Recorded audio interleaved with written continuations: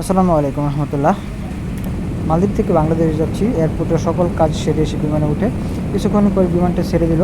আস্তে আস্তে রানওয়েতে বিমানটি দৌড়াতে লাগলো। দৌড়াতে দৌড়াতে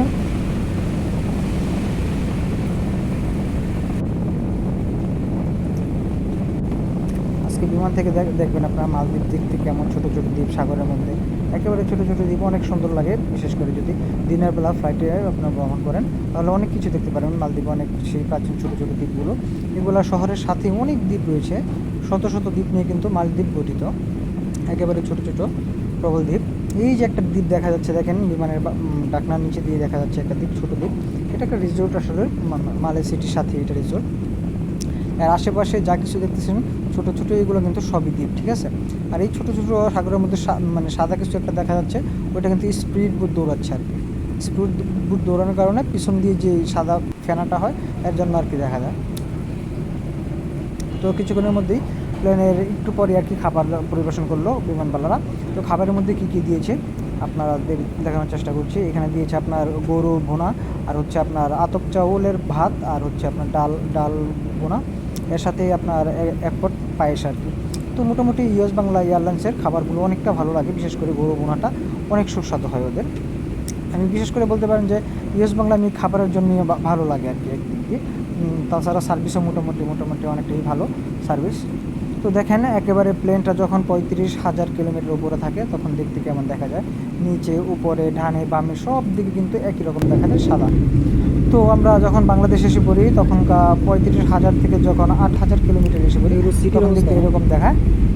এরকম দেখালে আপনার দেখেন 8,000 ফিট থেকে কেমন দেখা যাচ্ছে। এটা কিন্তু আপনার সিটির সাথে, ঠিক আছে। বৃষ্টি যেহেতু হচ্ছে, অনেক দিন ধরে বৃষ্টি হচ্ছে, যার কারণে কিছু কিছু পানি জমাট আছে। দেখেন এখানে আমরা টেক অফ করবো, এর জন্য বেল্ট করে নিলাম।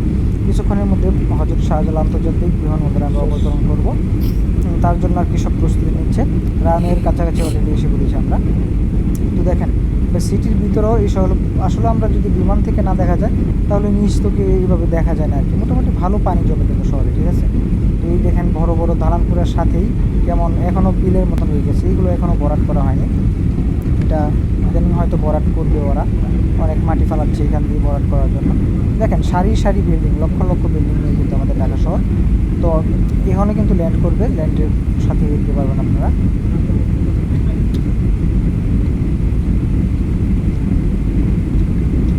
দেখেন যত নিচে নামছে এত কিন্তু স্পিডটা বাড়তেছে, এখন কিন্তু বোঝা যাচ্ছে আসলে স্পিডটা কত।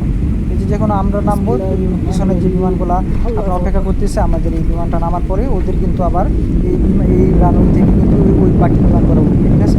যার কারণে ওই সারি সারি বিমানগুলো অপেক্ষা করতেছে। দেখুন অবশেষে আমরা হযরত শাহজালাল আন্তর্জাতিক বিমানবন্দরে আল্লাহ পাকের অশেষ রহমতে সেই সালামতে অবতরণ করেছি। তো এই ছিল আজকের ভিডিও বন্ধুরা। সবাই ভালো থাকবেন, সুস্থ থাকবেন। দেখা হবে বাংলাদেশের অন্য কোনো ভিডিও নিয়ে। আল্লাহ হাফেজ। আপনাদের ব্যক্তিগত নিরাপত্তার জন্য সিট বেল্ট রাখুন। আলোক সংকেত না দেখা পর্যন্ত এবং বিমান পুরোপুরি না হওয়া পর্যন্ত অনুগ্রহ করে নিচে আসলে বসে থাকুন। বিমান থেকে অবতরণের পূর্বে আপনাদের ব্যক্তিগত জিনিসপত্র সাথে নিয়েছেন কিনা দেখে মাথার উপর লকার সাবধানে খুলতেন যাতে ভারী কিছু পড়ে গিয়ে অন্য কাউকে আঘাত না করে। টার্মিনাল বিলের ভেতর নির্দিষ্ট স্থানকৃত ধূমপান সম্পন্ন নিষেধ। ক্যাপ্টেন ইলিয়াস ও তার